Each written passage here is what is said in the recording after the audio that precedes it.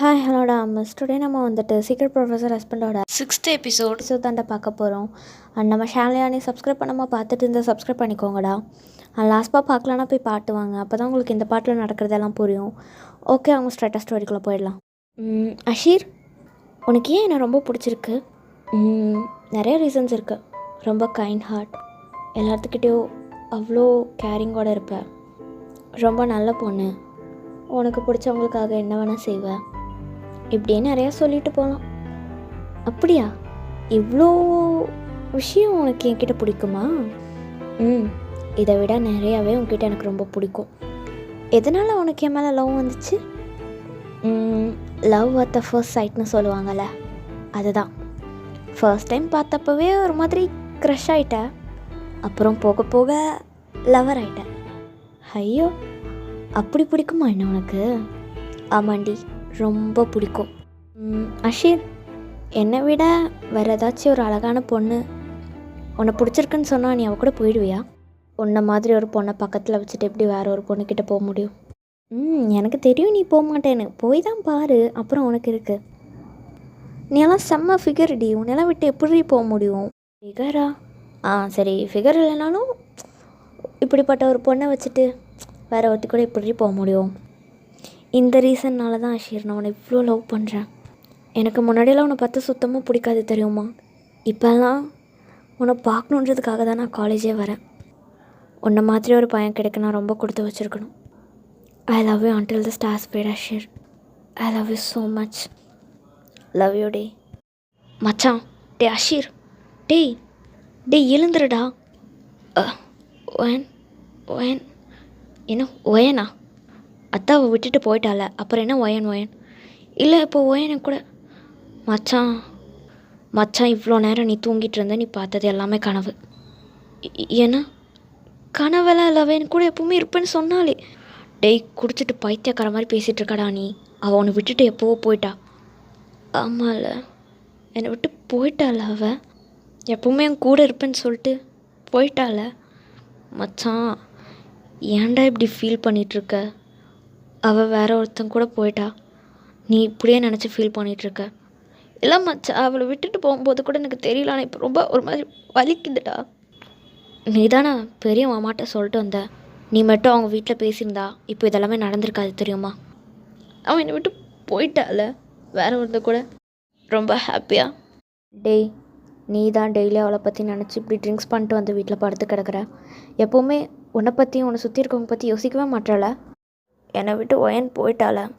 டேய், பைத்தியக்கார மாதிரி உன்னவே சொல்லிட்டுருக்காதடா. இல்லை மச்சான், எப்படிடா என்னை விட்டுட்டு அவன் மற்றொருத்து கூட அவ்வளோ ஹாப்பியாக இருக்கா? எப்போவும் என் கூட இருப்பேன்னு சொன்னாலே மச்சான், ஏதோ அன்டில் தி ஸ்டார்ஸ் ஃபேடுன்னெலாம் சொன்னான். அப்போ எல்லாமே பொய்யா? இங்கே பாரு மச்சான், உண்மையான காதல் எப்போவுமே ஜெயிக்காது.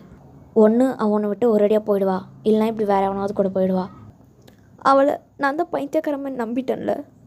அவள் சொல்கிறதெல்லாம், ஆனால் அவன் நான் மேரேஜுக்கு ஒத்துப்பான்னு நான் நினச்சி பார்க்கலடா. எப்போவுமே நல்லவங்களாக இருக்கவங்க தான் மற்றவங்களுக்கு வில்லனை தெரிவாங்க போல். மச்சான், நீ வில்லனாகவே இருந்தாலும் பரவாயில்ல, நீ இப்படி ஃபீல் பண்ணிகிட்டு இருக்கறதெல்லாம் என்னால் பார்த்துட்ருக்க முடியல மச்சான். நீ தாண்டா ஒவ்வொரு நாளும் அவளை நினச்சி உருகிட்டு இருக்க. அவள் பாட்டுக்கு ஹாப்பியாக இருக்கா. உனக்கு என்னடா, நீ பையன் தானே, வேறு ஏதாவது பொண்ணை தான் பார்த்து தொலைங்க. அதையும் பண்ண மாட்டுற, இப்படியே டெய்லியும் உட்காந்து ஃபீல் பண்ணிகிட்ருக்க. உன் கூட இருக்கவங்கள பற்றி நீ நினைக்கவே மாட்டுறல. உன் கூட இருக்கவங்க எவ்வளோ சஃபர் ஆகுறாங்கன்னு நீ ஒரு நாள் யோசிச்சு பாரு மச்சான், அப்போ தெரியும் அவளை விட உன் கூட இருக்கவங்க எவ்வளோ முக்கியம்னு. எப்படிரா எனக்கு கொடுத்த கிஸ் ஹக்கெல்லாம் வேறு ஒருத்தனுக்கு கொடுக்குறதுக்கு அவளுக்கு எப்படா மனசு வந்துச்சு? நான் தான் சொன்னேன்ல, எப்போவுமே எல்லாத்தோட லவ்வும் ஜெயிக்காதுன்னு. சம்டைம்ஸ் உனக்கு இதெல்லாம் தேவைதான் மச்சான். அவளை நினச்சி ரொம்ப உருகுனால உனக்கு நல்லா பதிலடி கொடுத்துட்டு போயிட்டான். அதான் அவள் போயிட்டாளடா. உன் லைஃப்பை நீ அதுக்கப்புறம் பார்த்துட்டு போக வேண்டியது தானே. என்னால் அப்படி இருக்க முடியலை மச்சான். அவன் நான் அவ்வளோ லவ் பண்ணுறேன்னு சொல்லிட்டு இப்படி ஏமாற்றிட்டு போயிருக்கா. இதில் நீ வேறு எனக்காக அவகிட்ட போய் சண்டை போட்டுட்ருக்க. எனக்கே தெரியுது என் கூட இருக்கவங்க எல்லாருமே என்னால் சஃபர் ஆகுறாங்கன்னு. ஆனால் என்னால் நார்மலாகவே இருக்க முடியலடா. காலேஜ்க்கு வந்தாலும் அவளை பார்க்கணும், வீட்டில் இருந்தாலும் அவள் ஃபோட்டோவை பார்க்கணும். உன்னை யார் அவள் ஃபோட்டோவை இங்கே வச்சுருக்க சொன்னான் அப்படின்னு சொல்லி அஷீரோட ஃப்ரெண்டும் அஷீர் பக்கத்தில் வச்சுருக்க ஃபோட்டோவை தூக்கி டஸ்ட்பினில் போடுறான். டே மச்சான், அவள் ஒய்யன்றா. அவளையும் டஸ்ட்பினில் போட்ட. எனக்கு தெரியாதாடா அவள் ஒய்யன்னு. உன்னை அவள் எப்படி தூக்கி போட்டாலும் நீயும் அவன் மனசுலேருந்து தூக்கி போட்டேரு. அவ்வளோதான் மச்சான், இது முடிஞ்சு. திருப்பி திருப்பி ஃபஸ்ட்லேருந்து ஒரே கதையை ஆரம்பிக்க முடியாது. அதை நீ புரிஞ்சுக்கோ. நீங்கள் 2 பேர் ஃபீல் பண்ணுறதுனாலையும் அவள் பண்ண தப்பும் மாற போகிறது கிடையாது, நீ பண்ண தப்பும் மாற போகிறது கிடையாதுடா. உனக்கு ஃப்யூச்சர் நிறையா இருக்குது. நீ அதில் கான்சன்ட்ரேட் பண்ணு. இப்படி உட்காந்து வயன்னு உருகிட்டு இருக்காத. எவ்வளோ தான் நான் அவளை பார்க்காம இருக்கணும்னு ட்ரை பண்ணாலும் என்னால் முடியலடா. காலேஜ்க்கு வந்தால் கூட எப்போவுமே நான் இருக்க இடத்துல அவள் இருக்காளா, இல்லை அவள் இருக்க இடத்துல நான் இருக்கேனான்னு எனக்கு தெரியல. எப்போவுமே என் கண்ணில் பட்டுகிட்டே இருக்கா. நான் என்ன பண்ணட்டும்? அவள் உன் கண்ணில் பட்டானா அது உன் கண்ணை என்ன ஆசிடாக ஊற்ற முடியும். உன் மனசை நீ மாற்றிக்கிட்டேனா போதும் மச்சான். இப்படி நீ யாருக்காகவும் ஃபீல் பண்ண வேண்டியதே கிடையாது. நான் சொல்கிறத சொல்லிட்டேன். இதுக்கு மேலே நீ மாறதும் மாறாததும் உன்னோட இஷ்டம் அப்படின்னு சொல்லிட்டு அஷீரோட ஃப்ரெண்டும் போயிடுறான். அப்படியே ஒயன் சைட் பார்த்தா தயாங்கோட பேரண்ட்ஸும் ஒயன் தயாங் இங்கே 2 பேரும் வாங்க, நாங்கள் கிளம்பிட்டோம் அப்படின்னு ஒயனையும் தயாங்கும் கூப்பிடுறாங்க. ஆண்டி, ஒயன் நானும் உன்னோட அங்கிளும் கிளம்பிட்டோம். 2 பேரும் பார்த்துருங்க என்ன. நாங்கள் 2 பேரும் எங்களோட வீட்டுக்கு கிளம்பிட்டோம். ஒயன், சாப்பாடு நான் செய்ய மறந்துட்டேன், அது மட்டும் நீ பண்ணிடுமா? ஐயோ, சாப்பாடு செய்யணுமா? இதெல்லாம் நமக்கு வராதே. ஓகே டே தான், ஒயனை நல்லா பார்த்துக்கோ, புரியுதா? சரிம்மா. சரி, அப்போ நாங்கள் கிளம்புறோம் என்ன. 2 பேரும் பார்த்துருங்க. பார்த்து போயிட்டு வாங்க ஆண்டி. சரிம்மா, நாங்கள் போயிட்டு வரோம் அப்படின்னு சொல்லிட்டு அவங்க அங்கிளும் ஆண்டியும் கிளம்பி போயிடுறாங்க. ஒயன், நீ குக் பண்ணிட்டு ஏதாச்சும் ஹெல்ப் வேணும்னா எனக்கு கூப்பிடு. நான் அது வரைக்கும் மேலே ரூமில் இருக்கேன். Okay thank. நானே எப்படி சமைக்கிறதுன்னு தெரியாமல் இருக்கேன், இல்லை இவன் வேறு ஹெல்ப்புன்ட்டு. பேசாமல் ஃபோனில் பார்த்து சமைச்சிடலாமா? வேண்டாம், அதில் பார்த்து சமைச்சு வேறு ஏதாச்சும் வந்துருச்சுன்னா சரி, நமக்கு தெரிஞ்ச ஏதோ ஒரு டிஷ்ஷஸ் செய்வோம். ஸோ ஒய்யனும் ரொம்ப நேரமாக கிச்சனில் பாத்திரத்தெல்லாம் போட்டு உருட்டிகிட்ருக்கான். தயாங்கும் இவன் இன்னுமா சமைக்கிறா, இவளுக்கு உண்மையாக சமைக்க தெரியுமா இல்லையா அது கூட தெரியாது. நம்ம வேற சமைக்க சொல்லிட்டு வந்துட்டோம், என்ன இடகுலமாக பண்ணி வச்சுருப்பாலும். தயாங், இதுக்கு மேலே இருந்துச்சுன்னா உனக்கு உயிர் காப்பாற்றுதா, நீயே போய் கீழே பார்த்துரு அப்படின்னு சொல்லிட்டு தயாங்கோ கீழே வரான். பார்த்தா அங்கே ஒயன் கிச்சனவே தலைகளாக மாற்றி வச்சுருக்கா. தயாங்க்கு செம்ம ஷாக்கா அப்படின்னு நின்றுட்டுருக்காரு. எம்மா கடவுளே, நம்ம வீட்டு கிச்சன் அது இவ்வளோ அலங்கோலம் பண்ணி வச்சுருக்காவ. ஒயன் தான் அப்படின்னு ஒயனும் சடனாக திரும்புகிறா. அவள் கால் ஸ்லிப்பாகி அப்படியே விலக போகிறா. கரெக்டாக தயாங் வந்து பிடிச்சிட்றாங்க. ஒயன் அப்படியே ஷாக்கா தயாங்கவே பார்த்துட்ருக்கா. தயாங்கு ஒயனவே பார்க்குறாங்க. இப்படியே 2 பேர்த்துக்கும் நடுவில் ஒரு 1 minute ஐ கான்டாக்ட் போகுது.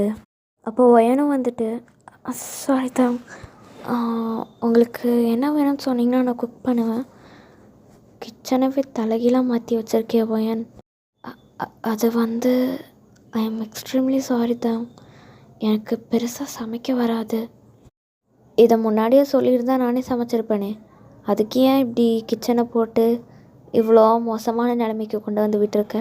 ஐயோ, இவன் நம்மளை புகழ்கிறானா கலாய்க்கிறானா? சரி சரி, நீ போய் அங்கே உட்கார், நானே குக் பண்ணி கொண்டு வரேன். இல்லை பரவாயில்ல இருக்கட்டும், நானே. எம்மா தாயே, நீ எதுவுமே பண்ணாத, தயவு செஞ்சு போய் உட்காரு.